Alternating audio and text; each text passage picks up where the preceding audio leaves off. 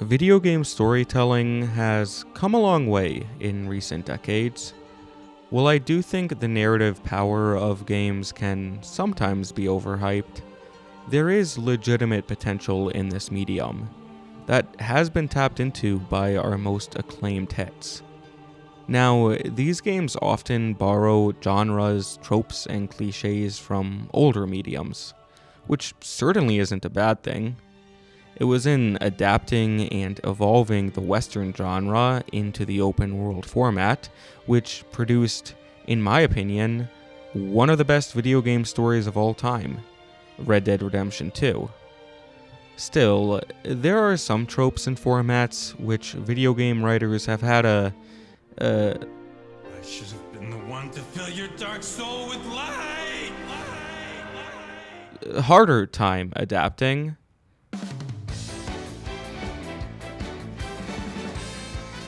I can count on one, maybe two hands, the amount of couples in video games that I actually enjoyed seeing.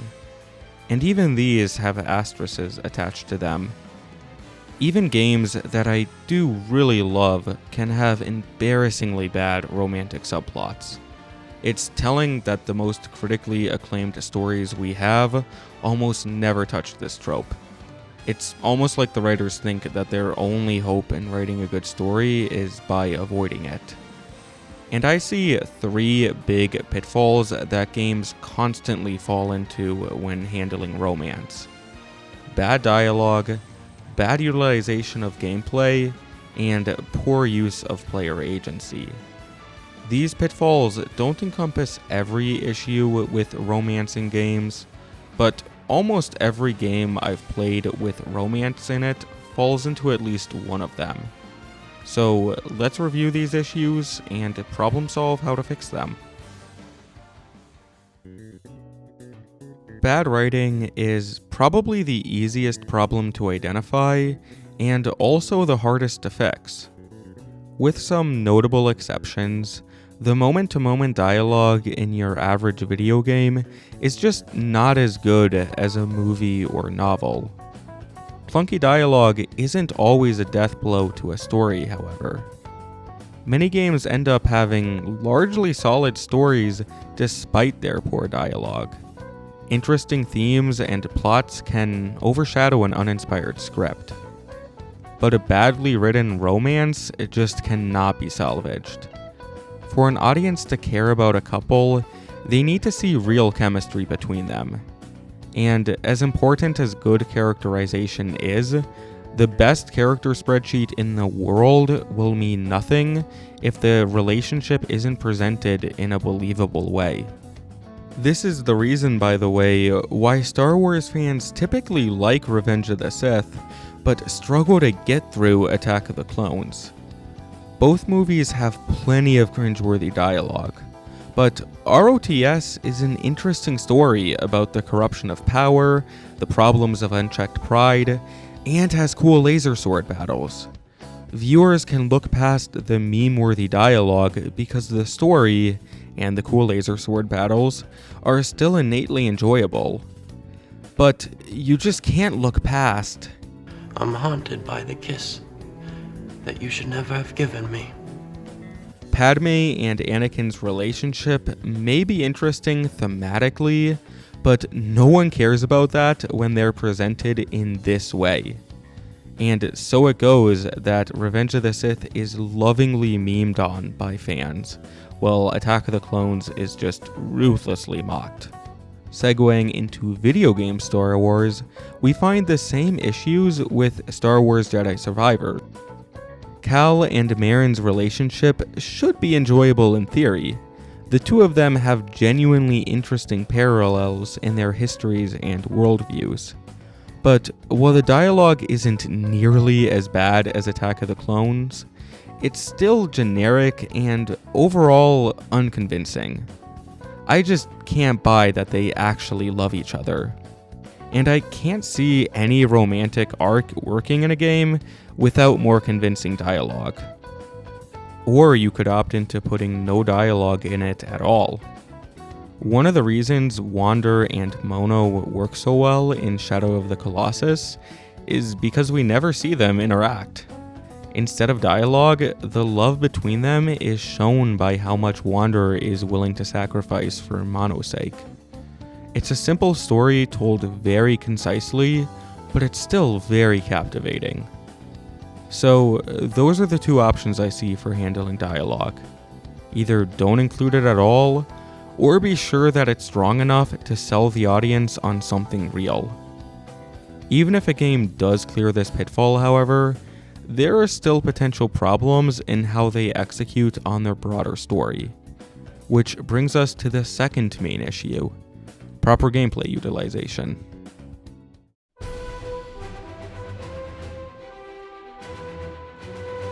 Writing a half-decent script goes a long way in creating convincing romance. But to create a cohesive experience, that relationship should also be represented well in gameplay. Games in the past typically went for damsel in distress type stories, which is easy enough to represent via gameplay. One half of the couple, the player character, does all while the other half serves as a glorified waypoint.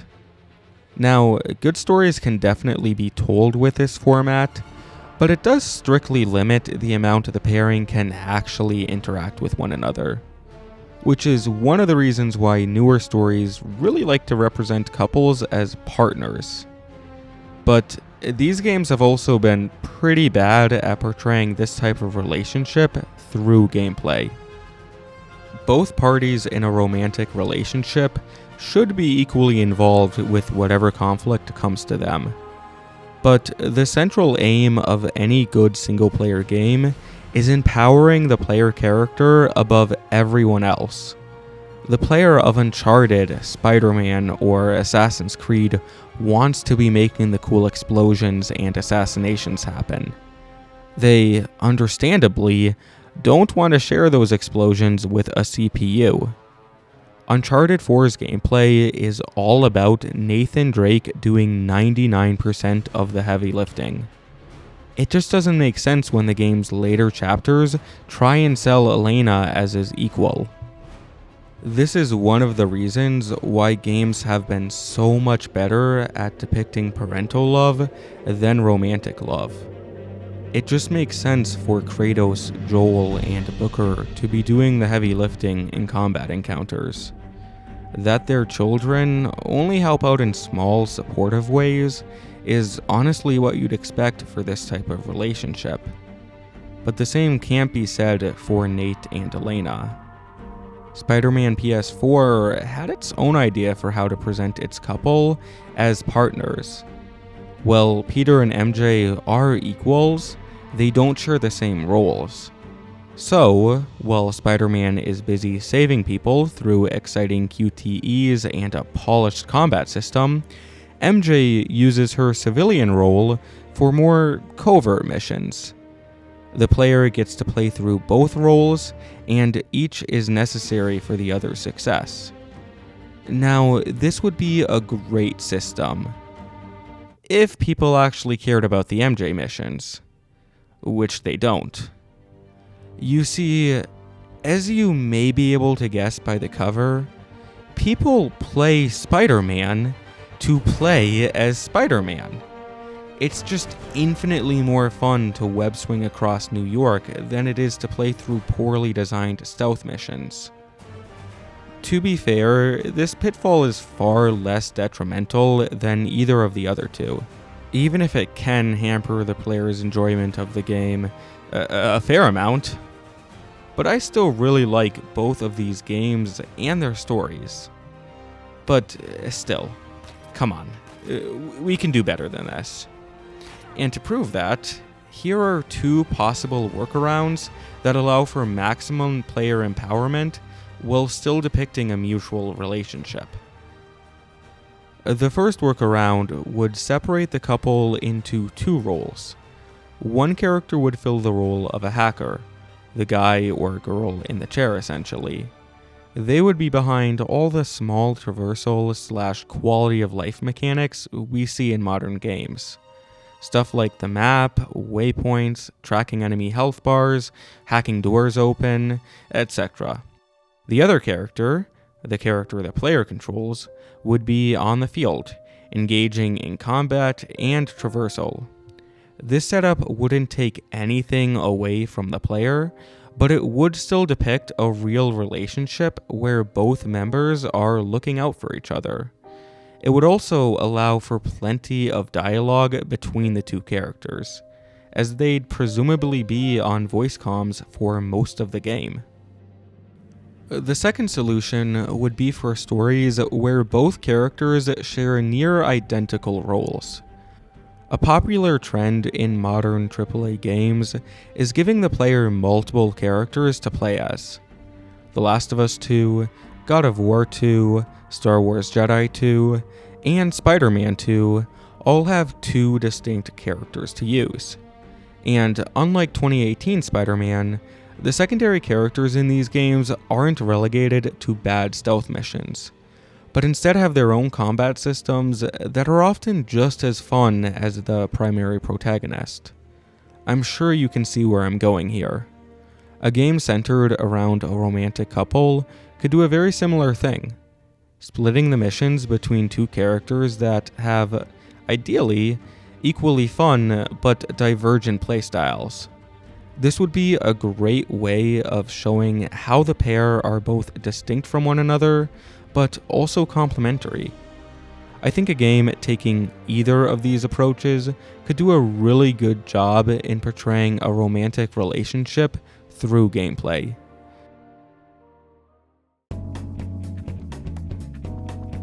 The final pitfall of overemphasizing choice isn't one I see every game falling into, but when they do, it almost always ruins the game's romance completely. This is the approach of many games to basically allow the player to romance any character they want. I know that many people really enjoy these mechanics, but I just can't get behind them personally. Games are about letting the player live through fantasies, but games that allow the player to romance any character they want aren't presenting a fantasy. They're presenting a logical impossibility. In fiction, and in real life, a certain degree of exclusivity and compatibility is necessary for romance to actually work. Even if a game's writing matched Shakespeare and had cohesive game design, it still wouldn't be depicting love if it encouraged a player to just match up with whoever they pleased. These games take it as a given that if you spend enough time with a person, a relationship will just naturally blossom, which is just false. They also, typically, have silent protagonists designed for the player to project themselves onto. Not only does this approach make the writing feel really awkward, because, I'm sorry, this dude has the personality of a stick. Why is it that every girl in a 50-mile radius wants to date him?